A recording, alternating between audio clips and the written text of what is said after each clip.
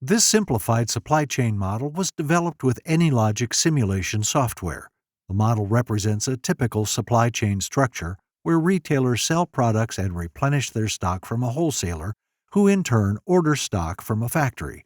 The simulation model allows the user to interactively explore different scenarios to minimize the mean waiting time and the supply chain mean daily cost.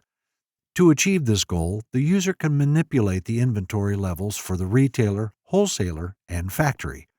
The minimum stock level, shown here as a small s, determines at what stock level stock is ordered, while the order size is controlled via the maximum stock level, or large S, which cannot be exceeded.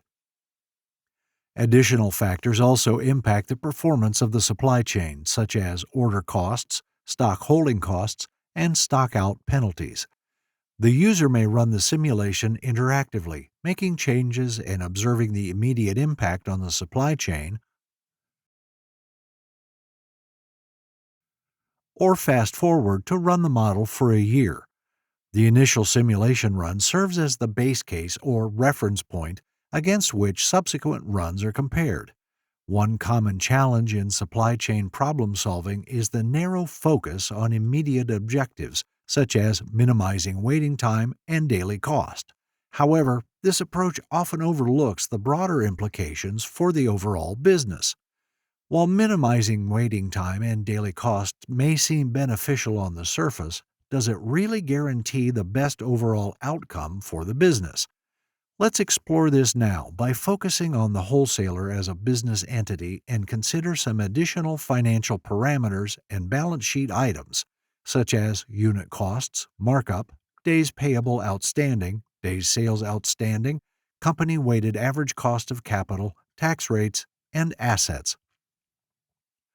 By considering these factors, we can gain insights into the financial health and efficiency of the wholesaler's operations. To enhance the financial analysis, we have introduced a profit and loss statement and a balance sheet. These financial statements provide a comprehensive overview of the wholesaler's revenue, expenses, assets, liabilities, and equity. We also provide 3 frameworks to further analyze the financial impact of the simulation. The first framework is known as DuPont analysis. As can be seen from the diagram, DuPont analysis examines the underlying ratio components of the return on net assets, RONA metric, to determine the strengths and weaknesses of a company. Blue boxes represent the income statement components underpinning PBIT. The pink boxes represent the balance sheet components used to calculate net assets. Each box is split to present the base case and current values to present the impact of changes in the simulation parameters. The second framework presents an economic value added, EVA, where the implicit cost of holding assets, capital charge, is taken into consideration to determine the economic value added. The third framework presents the free cash flow in real time. FCF is the cash generated after investing additional assets. You will notice cash flow is negative, which clearly is unsustainable. Let's now change our goal. Instead of focusing on mean daily costs, we may now also want to focus on our improving free cash flow explicitly to ensure a positive flow. Maybe the wholesaler could entice clients to settle outstanding accounts more promptly, for example, by offering a discount as an incentive.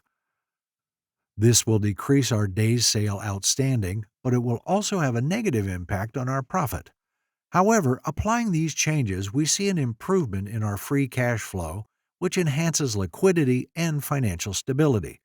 Adopting a similar strategy to their debtors, the wholesaler may agree to pay a higher price for stock from the factory in exchange for a slight increase in settling their outstanding accounts. This will result in a further reduction in profit margin. However, the simulation demonstrates that the company's free cash flow becomes positive.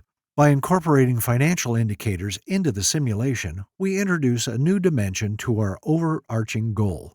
Supply chain objectives are no longer viewed in isolation, but rather in the context of a holistic view of how strategic decisions impact the company's financial health and, subsequently, its share price.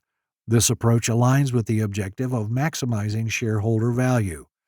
contact us to discuss how we can develop a custom model for your business.